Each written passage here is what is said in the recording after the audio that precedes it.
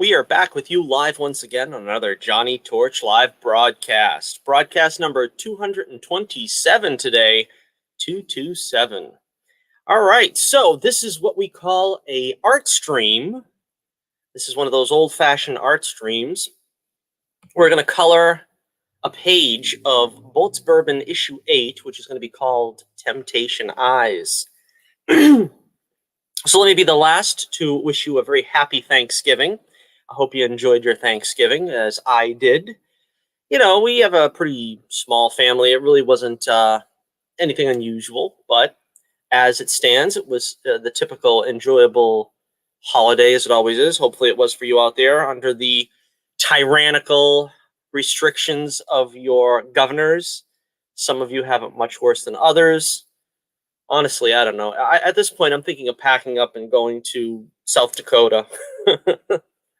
Either South Dakota or Florida. I would probably prefer South Dakota because I like all four seasons, especially Frankie Valley. No, but I like all four seasons. You know, Florida, it's kind of hot all the time, right? I gotta have the cold in the winter. I gotta have the heat in the summer. That's just the way I am. But yeah, I'm sure we'll talk about that. We'll see. This is the way the art streams usually roll. I am completely unprepared, have nothing to talk about prepared, and I will just speak stream of consciousness to you. Now, first off, though, this is, you know, it's not Black Friday anymore. I was occupied on Black Friday. Probably another tryptophan coma. Earlier today, I had another plate of turkey leftovers, and I was out. I was out for 45 minutes, and then I had to take my daily constitutional, which I usually do before a live show. So the show's coming a little bit later than it might typically. But we're here every week, Saturdays, typically every week on Saturdays, to usually bring you the Torch News Roundup, which is basically all the pop culture news. If there isn't any pop culture news like this week, I'll tend to just do an art stream and try to find something to talk about. First of all, we are going to do the pitch. Here we go. This is my website. You can find the link to my website in the description below. And we are right now hawking The Adventures of Bullets Bourbon Private Eye, issue number 7, which is titled The Family Jewels. This is the beginning of our next 3-act arc. I call them acts. This is act 1. You could call them chapters. I guess in a book it would be called chapters. You know, on a play, in a stage play, it'd be called an act. Who used to do that? I think it was the Streets of San Francisco. They used to call them acts, like every commercial break. And that's, even though I never really watched that show, that's kind of fitting because I think Bullets Bourbon, to me, Bullets Bourbon has always been like a late 70s, early 80s action show. That was kind of what it was modeled after. You know, the A-Team, MacGyver, all that stuff that I grew up with.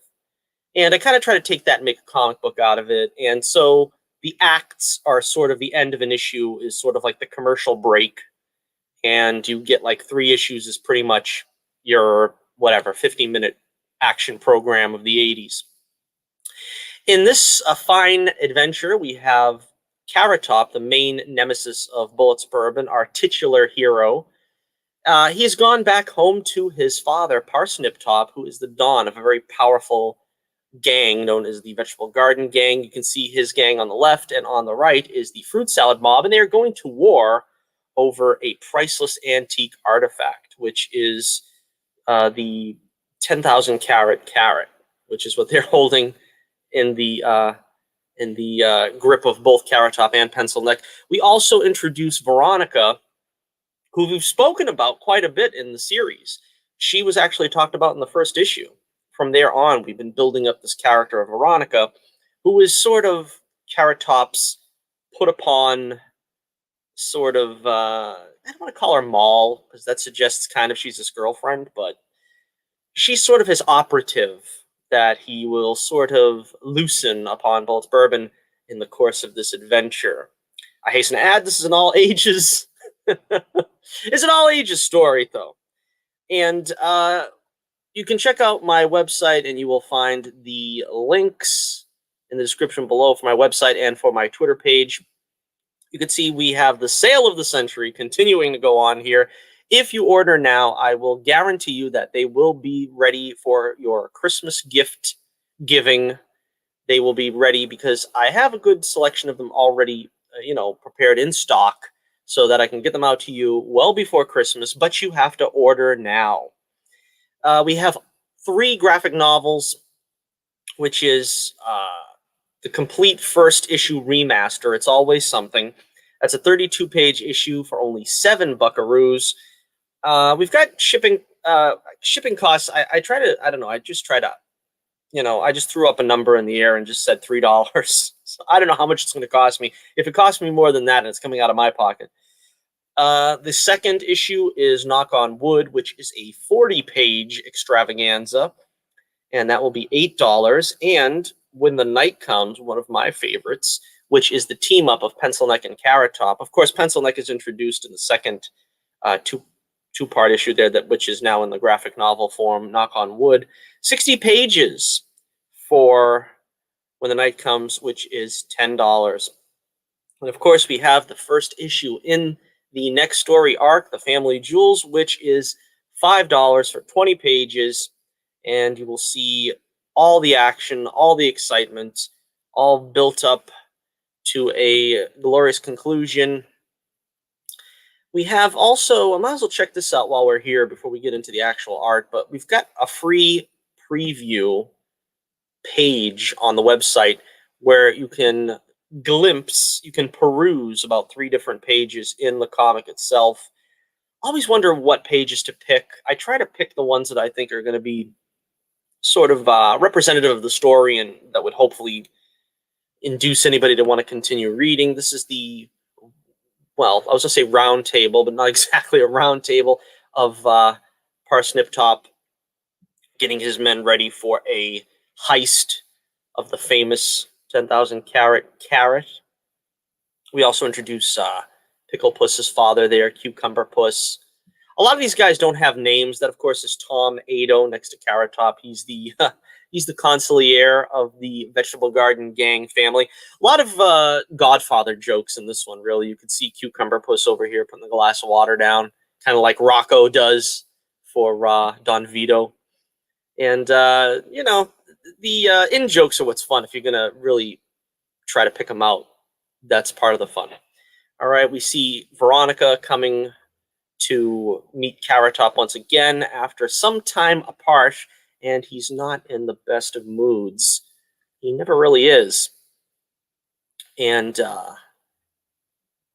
as I said, they are coming up with a plot together to sway Bullets Bourbon to the dark side. Bullets, for his part, is obsessed with finding Carrot Top and bringing him to justice after he eluded him twice already. And the former issue storyline, When the Night Comes, sets that up, how he tried to conquer not only Stark City, but the world. And unfortunately, he got away from the long arm of the law.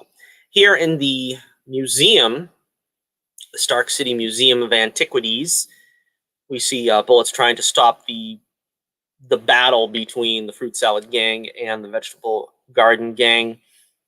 And again, we try to put in as much action as we can in every stellar episode.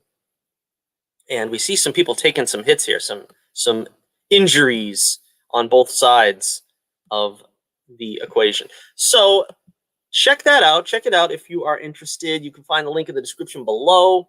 You can always find them on Indie Planet, because I know there are a lot of people who don't necessarily want to order from a private website. You want to order straight from the company, straight from the printer. That's fine. You can do that as well. I try to shave off a couple of bucks or here and there, and I'll throw in some stickers and so forth. But it's the same goodness, the same goodness regardless. And I put this here. I might as well make use of it, this banner. This is the website if you want to jot that down. It probably would be easier to get the link in the description, but whatever case, there you have it. And you can get yours ASAP, as soon as I can get it out. But it should be coming to you by Christmas. All right, so let us get to the topic at hand, which is I'm going to unveil a new page from issue 8, and we are going to show the disguise the Bullets Bourbon is going to wear in this next issue. I was going to wait for the cover before I show the disguise, but I'm still tinkering with that cover. That cover is driving me batty. And unfortunately, it's taking quite a time for me to get it to my satisfaction. So we'll wait on that, but we will show you the, let's see, the disguise that he's going to be wearing. This kind of looks like his usual normal costume, not colored, but here is the great reveal. We'll put it down here, and this is Bullet's costume. Oh, look at that. Black leather and neon green. Now, I said on Twitter, I don't know if I've mentioned this before, but this is sort of going to be my tribute to the 90s, you know, the color palette of the 90s, where, you know, everyone was wearing black leather, big black leather coats like Bullets has in this one, and everything was neon. There was hot greens and yellows and purples and pinks and so on and so forth. So this is kind of my tribute to that because, you know, I was a teenager in that era, and that kind of caught my eye. You know, Batman Forever, as always, it always goes back to the Flash series of the 90s. Very inspirational to me in my aesthetics. So this is, yeah, that's what's going to happen, especially in the, what's it called? The speakeasy scene. We're going to have the speakeasy scene where Bullets goes, and I don't want to give away too much of the storyline, but Bullets goes undercover with Veronica to Adam Apple's speakeasy in order to try to suss out some information on the 10,000 carat carrot. All right, so let me let's see. We get everything in order here now, and we'll do a little coloring. If we have, I'm trying to open up the chat here. There we go. In case anybody has any questions, it's difficult for me to color and keep up with the chat at the same time. So if I don't see your queries or questions or whatever, please bear with me until I look back up at the screen. And here we go. All right. So I blotted out the text, unfortunately, because again, I want to save some stuff. I want to save some surprises here. I don't really know what to do. I mean, there's some people that they don't mind putting out like a lot of the book. They don't mind even putting out the whole book. Like I've seen Micah Miller, I think, is putting out the first issue of Lone Star. I haven't read it, to be honest with you. I don't like to pass up free stuff, but I know Preston Poulter has done that, and I gotta hand it to them. That's kind of a gutsy thing to do because I don't know. I feel like all the work I put into this, and this is a lot of work, all the work I put into this, I kind of feel that it's people more often than not, if you give them something free, they're not going to pay you for it. So I don't know. I kind of hesitate to do something like that. But I don't know. I suppose depending on how successful you are, it might be an endeavor worth doing. All right. So as I said, in this story, this is live, folks. This is live. My foot fell asleep and it's driving me crazy. But yeah, in this story, we're going to see his bullet's going to fall to the dark side. That's another reason why he's in black. You know, it's kind of the aesthetic of the 90s, but also a lot of these visual cues are meant to sort of evoke that. Like, for instance, Veronica's in white. Why is Veronica in white? She's the bad guy. Well, of course, the devil comes in a pleasing shape, and we have to, as the Bible is quoted as saying, you know, the devil can appear as an angel of light. And while I wouldn't say that Veronica is that bad, she's not the devil. But wait a minute, there we go. But she is being used of the devil, if you will, if you want to put Carrot Top in that designation. He's sort of the devil of the Bullets Bourbon universe. He's kind of irredeemable, as the best villains are. And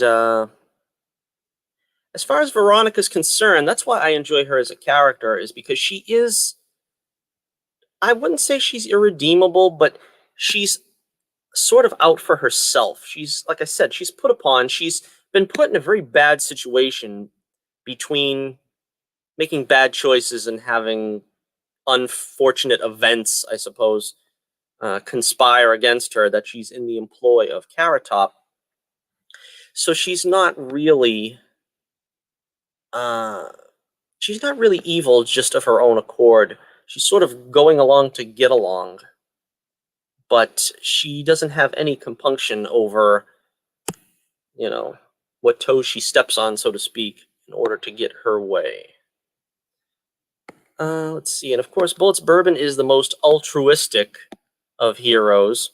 But that's what's fun about this story is this is actually the only story, I suppose, that has a honest to goodness character arc for Bullets Bourbon. Because when you think of it, when you're doing a ongoing series, your hero can't really have a character arc in every single storyline, because once he sort of learns something about himself, you can't have him continue to do that. Sometimes that works better than others. Like, for instance, in Indiana Jones and the Indiana Jones series, they basically used the same character arc over and over and over again. Indy is a skeptic. He's not sure if the Ark is going to have those powers. He doesn't know if the Holy Grail is going to work. He thinks the Shankara stones are, bunkum or whatever. And then when push comes to shove, he has to put his faith in the divine. And that's the same character arc every time. I think a time when it worked a little bit better would be in Sam Raimi's Spider-Man, where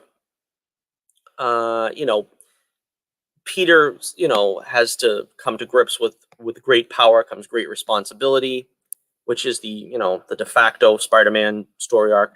And then they tried to, milk that out over the 3 movies with, revenge. Revenge is not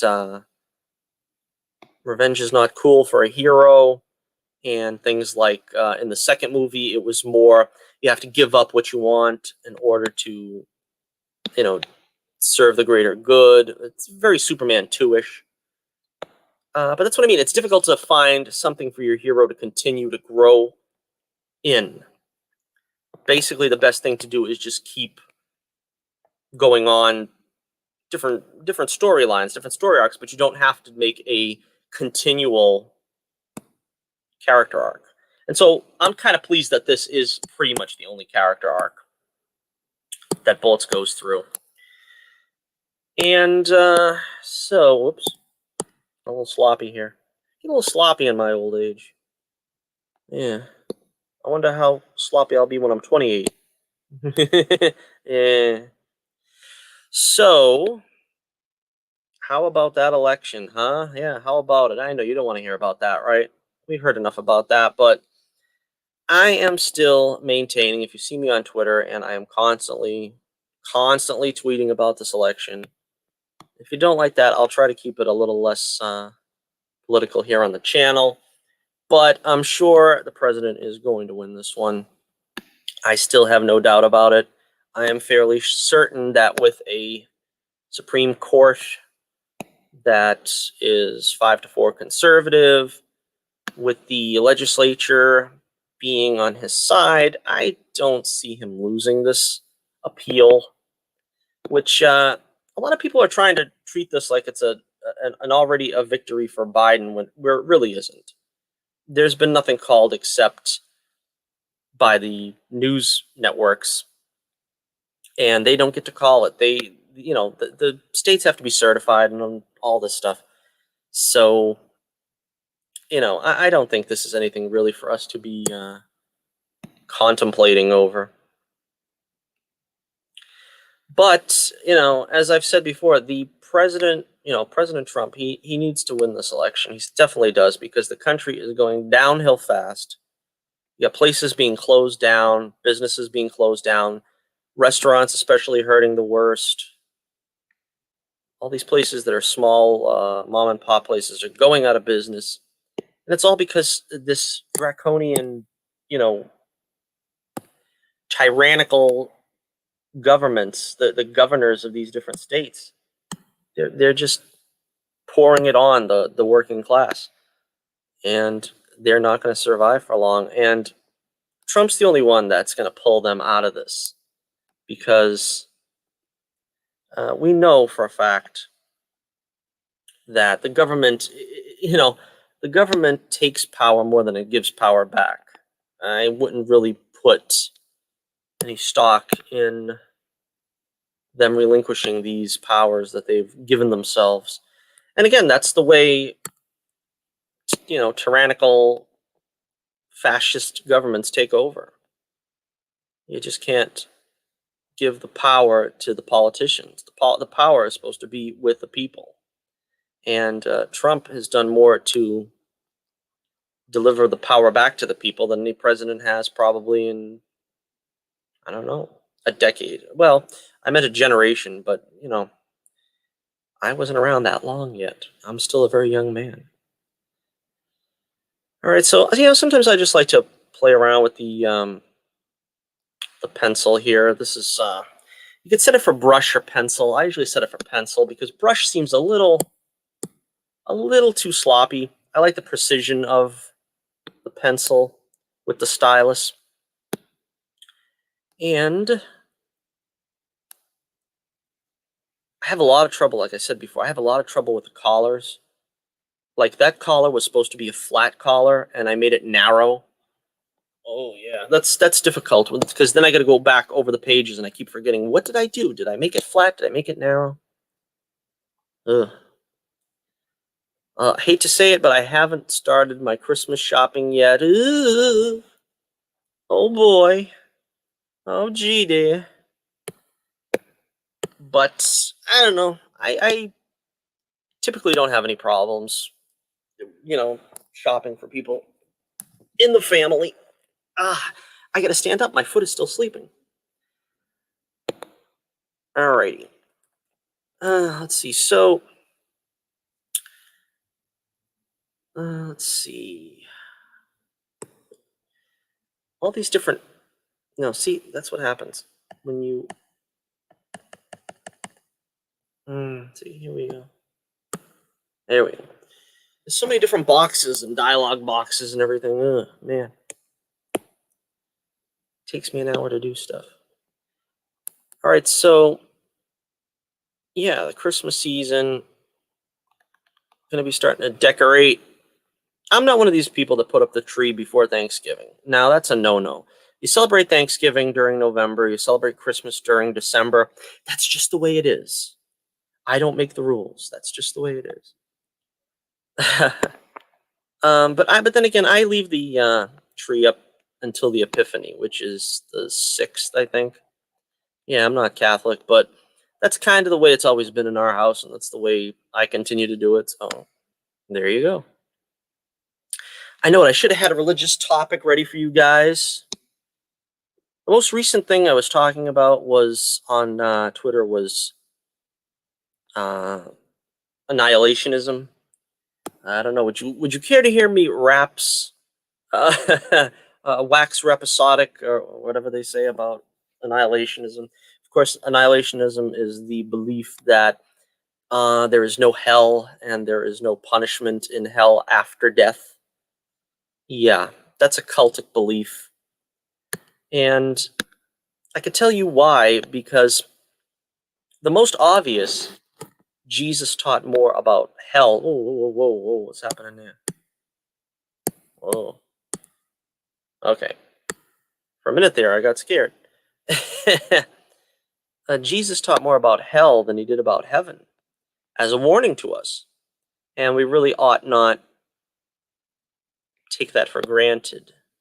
A lot of cults, like the Jehovah's Witnesses, and on the bubble cults, like Seventh-day Adventists, they don't like that. They don't like to hear that God will punish. But God would not be a just God if he didn't punish, if he didn't reward. There would be no justice.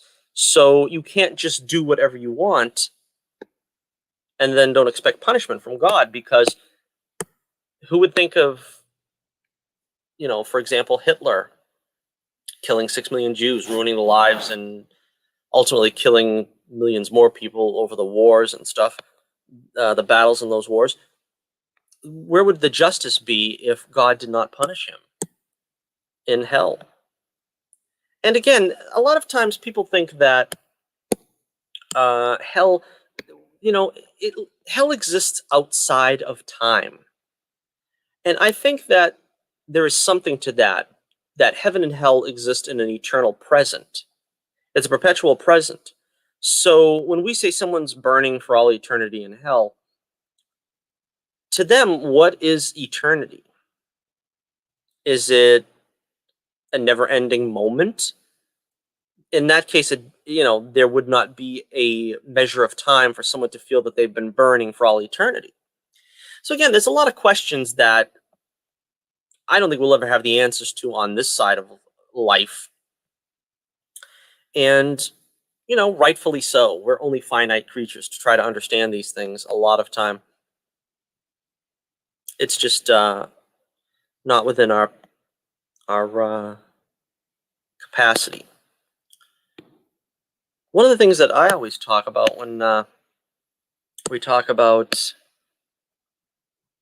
hell is, another thing is, people don't want to believe in hell because part of it is they don't want to believe in the afterlife to begin with. But one of the things I've tried to explain is when you have the second ecological law, which says nothing ever disappears from the earth, everything goes somewhere, no matter how something decomposes, or, let's take an ice cube, for instance. It changes its makeup. It's no longer hard, it becomes liquid. Then when that water is boiled, it becomes steam, which returns to the air, into the atmosphere, comes back as rain. The spirit is no different. The spirit, once it's created, it's God's greatest creation, the consciousness of man. Once that is created, why would that be completely annihilated from the world? Nothing else is completely annihilated from the world. Now, even the Hindus and the Buddhists, they take this as reincarnation. But it just shows that they're paying attention, that they've got some kind of clue as what's going on, in the comparison of the spiritual and the physical. But that's an unbiblical concept, to be sure. Let's see, how is this coming along?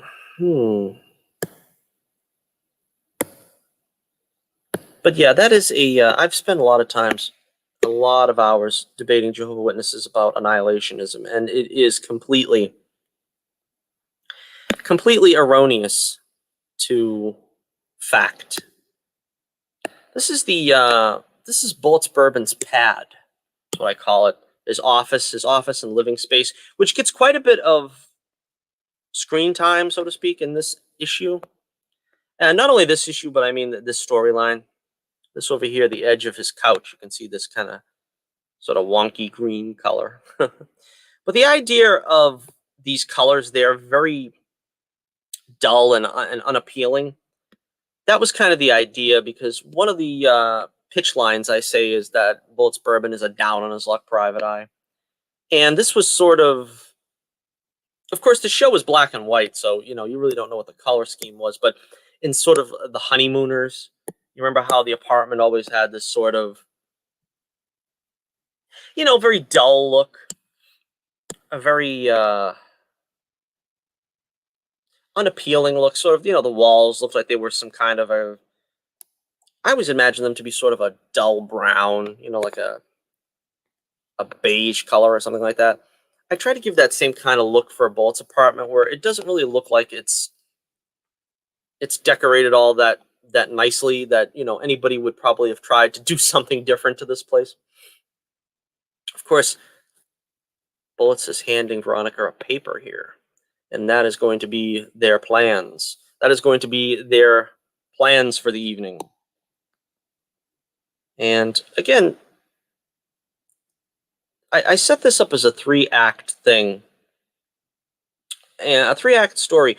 In the first act, Bullets wants to retire. He thinks he's being unappreciated. And eventually, we move on to the second act, and the concept is now he's being tempted. So he could have stepped away from the superhero life, if you want to call it that. And would he have been better off to have retired? These are the questions that we're sort of subliminally trying to suggest.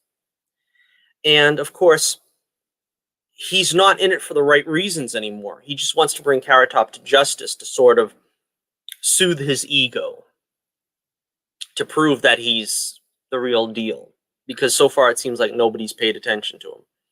That he is, because as he says in the previous issue, Scotch gets the credit and Penders is on his case constantly, and he doesn't feel that he is getting the credit he deserves. So I guess it's a case of, to use the semi-old trope where, if you you'll live long enough to see yourself become a villain if you don't die a hero, or the other way around.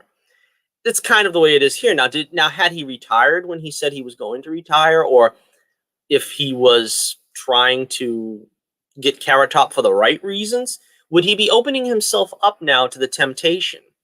Because now, since he's not fighting crime for the right reasons, and he is doing it for self-aggrandizement, now he's laid his moral character open to susceptibility. He's in danger now of being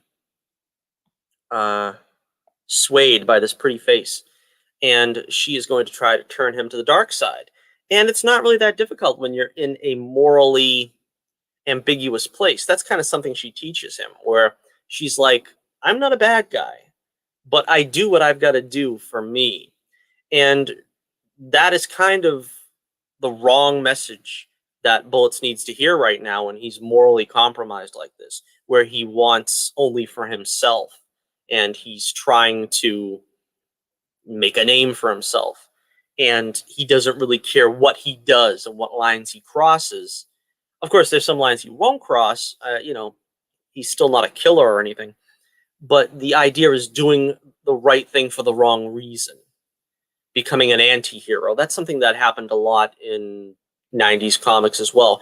It was the rise of the anti-hero. I was talking about this on Twitter as well because I was watching The Flash, the classic show, which is something I always do when I'm wanting to get inspired. And it was the episode there with the Deadly Nightshade, where it was basically a tribute to sort of the 90s heroes, which were anti-heroes, which were kill the villains, we don't care, might makes right, whatever. And that's kind of the place where Bullets finds himself here. Is he going to become the anti-hero? Is he going to finally step across that boundary where you don't take a life and you don't do this and you don't do that? Again, with Veronica, is that the temptation that will win him over to the dark side? Is it because the way we left him in When the Night Comes is he was heartbroken. That's what put him in this position, is he's heartbroken because Desiree, the starlet that he was protecting in that storyline, wasn't interested in him, just honestly had no interest in him whatsoever. And that's what kind of signaled that change in him, that coldness. And now with Veronica, again, it's a substitute. She doesn't have his best interests in mind. Now, Desiree wasn't interested in Bullets, but she didn't lead him on. She didn't have any reason to, lead him down the garden path. You know what I mean? In this case, Veronica, he's left himself open to Veronica playing havoc with his emotions, playing havoc with his feelings, and just exactly where is that going to put him? Now, this book has been really a dilly. This one's been a tough one to work on. There is a lot of dialogue. There is a lot. I just showed a little of it right there, I think, which I didn't want to. But there's a lot of dialogue. There's a lot of crazy characters, which we see right here. And it's taking me longer, but it's a lot more of a satisfactory story. You got to put the effort into it if you want to come up with something really special. And that's what I'm hoping the story is. There's, and then and then we'll find in the third chapter what exactly the movement is there. I kind of already betrayed what it was, which is the death of Bullets Bourbon. Will he die to preserve his integrity? So we have either he's going to give up, which is not something a hero does, and retire. Is he going to turn to the dark side, which is something a hero doesn't do, because he's going to use the dark side to sort of get what he wants? Or in the final chapter, the final act of the story, will he finally stand up for his integrity, for his morality, for what he has all along believed in, even at the cost of his life? And that's what makes this one, like I said, a really substantive story compared to sort of just the action adventure storylines that I've done in the past. And they were good as well. I'm not trying to downplay them at all, especially when the night comes. I was very pleased with that, the way that came. But that's what I mean. This has the ramifications of who knows where this will leave Bullets by the time it's over. You're taking this journey with him, and who knows, who knows exactly what's going to happen. So I think we're going to be wrapping it up here. Let me take a look and see how much time. Oh, we've been on for about a half hour. So yeah, well, I'll try to do another. I'll try to do another panel. Let's see here. There's not a whole lot more. Let me take off the dialogue so I don't feel like I'm giving anything away. All right. There's not a whole lot more to talk about, I don't think. All right. But once again, gee, I didn't even finish the balloons on this one. It's broken down. But we have, a very interesting place to go from here. So that's what's always fun about this, is when you have the characters doing things that they're not used to doing. You know what I mean? You open up the world a lot. What I was doing, this is the biggest problem for me, though, personally. I can't find time to work on the book because, like I said, this one is a killer. This one is taking all my time. I can't work on the book, and I can't do the traditional recorded videos. I just don't have the time. So that's kind of been put by the wayside. But also, I don't really have the time to do any new writing. I've got a book that I've been working on. Before I started doing this, I've been doing this professionally, putting out the books since 2012. That's like 8 years now. So for 8 years, I really haven't finished a new story. I pick it up, I put it down, I pick it up, I put it down. And around Thanksgiving, what I always do is I always force myself to sit down and do some work on that book. It's actually it's the amnesia story. Because again, that's a staple of television, right? That's a staple of at least the old action adventure series where Michael Knight lost his memory and he's wandering around. MacGyver lost his memory, what have you. That's sort of a trope of 80s action heroes. So I had to do that trope with Bullets Bourbon, of course. And that's a really good story, but I'm having a lot of trouble trying to get to the final act because you have to figure out how he gets his memory back, That was another one that was great, The Hulk. Remember that one with Bill Bixby, where he was bandaged and he didn't remember who he was, and Mr. McGee was with him in the forest. That was one of the best. That was a two-parter as well. That was one of the best stories in that series. So I'm trying to figure out how to end this because you got to figure out how he gets his memory back. It can't be too hokey. He can't just like hit himself on the head with a tree limb or something, But I'm trying to get back to finishing that story because once I'm through with that story, there's like 3 or 4 others that I've got in mind that I want to get to eventually. And again, it's hard because I want these books to come out in a timely manner. And I've realized from trial and error, it takes me about 6 months to do an issue. Now, the books, I've already got the books done for the most part for the next, I don't know how many storylines. I think I had 11 in the can, and we're on our 4th story. So what is that? We got like, I don't know, 6 more stories that I can just take the pages, you know, update them, upload them to the computer and start coloring them and lettering them. Then after that, I've got to go back to the drawing board, literally, and get the story finished and get a couple more. It's kind of frustrating because at some point I wish I could tell you guys what's in store because I've worked that far ahead, but unfortunately you don't even know the first 3 stories. I can't go telling you what's going to happen 5 stories from now. But there is a lot of exciting stuff. That's what it is. There's a lot of groundwork laid. And I always say, if you really want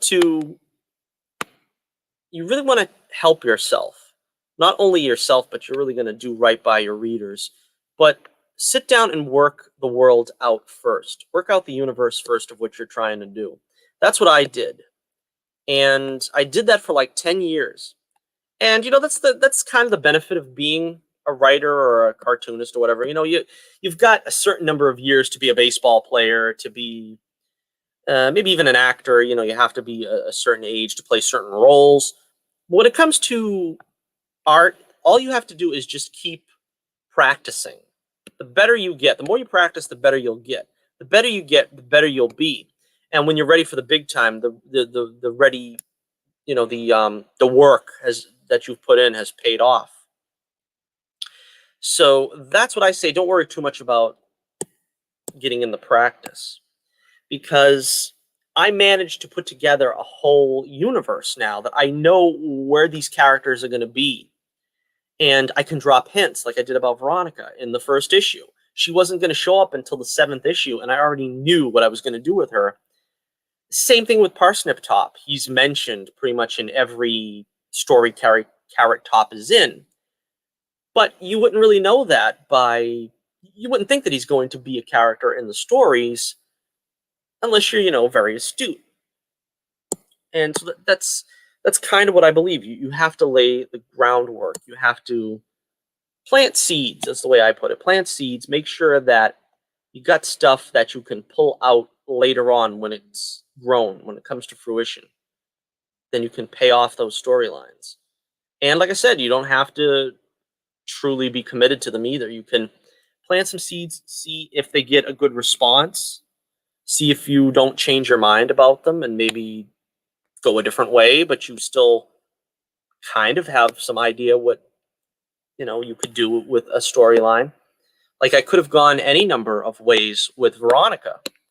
I think most people would be surprised that it turns out that she's sort of his slave. If you read the early descriptions, or the way I set it up, it doesn't seem like, and that's what you call subverting expectations. Subverting expectations, the good thing about that is when you do, like I said, you sort of start from a premise, and then you kind of tilt that premise once the actual introduction is made. Like in the case of Carrot Top and Veronica, he's always boasting to her what he's going to do. He's boasting, "Oh, I'm taking over the world now. You should see what I'm doing. My plans are so great." And you think she's sort of just just the girlfriend or something that's just, yeah, that sounds great. But he's not trying to impress her. What's really happening is he's like boasting because of his feeling of his superiority over her. Now, you don't really get that at the plain level, at the plain reading of the first couple of stories where he's talking to her on the phone, because you're not really conditioned to think that way. You think he's sort of just, he's bragging to his girlfriend. No, that's not the case. He's sort of boasting about his power and superiority to a lesser, to a underling that has no power to oppose him. And it takes on a very different characteristic that way, because now it looks like he is, well, for lack of a better term, threatening her, but, showing his superiority, in other words. And that's not something you get unless you've, like I said, turn it on its head, you subvert expectations. That's the way you do it normally. Now, subverting expectations is not doing like The Last Jedi, where we've seen Luke Skywalker grow and we've grown with him, and we've seen his struggles and so forth, and then just see him throw the lightsaber over his shoulder, and we're supposed to be like, well, this is not the same Luke Skywalker of 30 years ago, 30 plus years ago. No, that's a cheat. What you're doing there is you're just trying to, it's a very crass sort of construct where you're just trying to show, how clever you are as a writer. You're going to take something and tell everybody, oh, everything you know is wrong. That's not exactly how it works when you have a already pre-packaged character that you already know how they would act in a situation. You can't just go completely 180 and say everything you know is wrong. That doesn't work. That feels like a cheat, and that's why I think a lot of people felt that way about The Last Jedi. It felt like a cheat. And in truth it was, But anyway, so yeah, that's one of the things you can do. Again, I always tell everybody, because people ask, what would you do to get in and start writing it? How do you do it? How do you do it? I always say, just write. Just keep writing. Just keep drawing. I'm completely self-taught. I've never taken a lesson, really. I mean, I'm self-taught. And if I can do it, you can do it. And I think one of the things, when it comes to art, when it comes to drawing, that's all it is. You just keep drawing. Because, honestly, when I started drawing when I was whatever, when you're 6, you're drawing stick figures. You keep drawing by the time you're 13, you start putting some bones and muscles and sinew on those stick figures. And then by the time I was, 18, 20, they started looking, pretty sophisticated, enough that you could tell what was going on. So, just keep drawing. But when it comes to writing, you have to be observant. I think that's my key advice. Be observant. If you're going to write a story, watch a lot of stories, read a lot of stories, see how other people do it, see where they got it wrong, see where they get it right, see what you respond to emotionally. I think is the most important part, because that's what I draw from, is from emotion. I watch something and I say, how does that make me feel after I watch it? I mean, it's a subconscious thing. I don't sit there and fill out a questionnaire after I've watched a good episode of television, but I'll dwell on it, it'll cogitate, and I'll say, I like that relationship between those two characters, romantic or maybe hero and villain. I like the way James Bond reacts to some other villain. I like the way the relationship between, Han and Leia is, what I mean? And you kind of take from that, this is what this character would act like in this situation. This is the way this villain would act like in this situation. This is the way a love relationship would happen between my two characters. I'm not necessarily comparing any of my characters to those examples, but that's what you do. You kind of take what you are attracted to and try to move that into your repertoire. Try to say, hey, what was it about that I responded to so well? I like the will they won't they with some show. I like the villain offering the hero an alliance. You know what I mean? And you take these kind of concepts and you see how they would apply to your characters, and you give a reason for why. For instance, Carrot Top responds differently to Bullets Bourbon than Pencil Neck. Carrot Top wants him on his side. Pencil Neck wants to erase him. You know what I mean? You have to understand what the different concepts are. Desiree was an unrequited love for Bullets. Veronica is I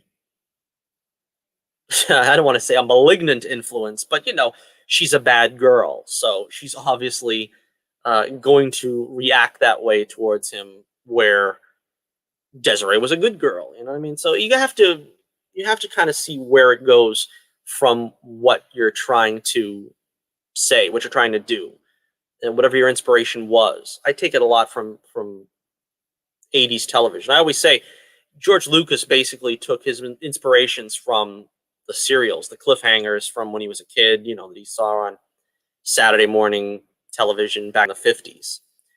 I basically take my ideas from 80s, 70s, 80s, maybe early 90s television when it was at its best for an action show, where you had the morally strong sort of alpha male guy, and you had the villains basically were trying to do their thing, but not be, too dangerous in their approach. It's very interesting to see how you can react. Oh, we've got someone in the chat here. Let me take a look here. All right. Andrea Carol Taylor, thank you so very much for watching the stream. Let's see. Oh, it's very, very nice of you to say that. I appreciate it very much. And I hope I've kept you somewhat entertained over the course of this hour. And please, everybody that's watching, hit like, share, and subscribe if you haven't already. All right, so as I was saying there, I've been droning on for quite a while. But I hope you get an idea of how it works, the cartooning business, if you are so inclined to want to be in this profession. I'm happy to assist anybody with any advice I have, if I can. So, yes, I hope everybody had a very happy Thanksgiving. I hope everybody enjoyed what's going on here with Bullets Bourbon number 8. It's going to be called Temptation Eyes. Yes, Temptation Eyes. So there we have it once again for another stellar broadcast, another long, stellar broadcast. We try to make them an hour. I try to make them an hour just to give you a little something to chew on here. But we will, let me bring this up once again. This is the costume. Let's see. Bullets Bourbon and Veronica. Once again. Here we go. Bullets Bourbon in his disguise as they are about to crash Adam Apple's speakeasy. And yeah, that's going to be a pretty exciting adventure. And I like the I like the eyeshadow. I like the eyeshadow I've chosen for Veronica here. She's looking a little sly at him. She's giving him the side eye. That's pretty cool. That's cute. And I didn't know because you kind of want it to match whatever her attire is, and she's wearing all white. So again, that was just an artistic choice. It really didn't have anything to do with anything. But so thank you for joining us. I hope you enjoy your Thanksgiving. Let me be the last to wish you once again a very happy Thanksgiving from everyone here at the Torch Clan. We are sitting high above the fair metropolis below in mighty Torch Tower.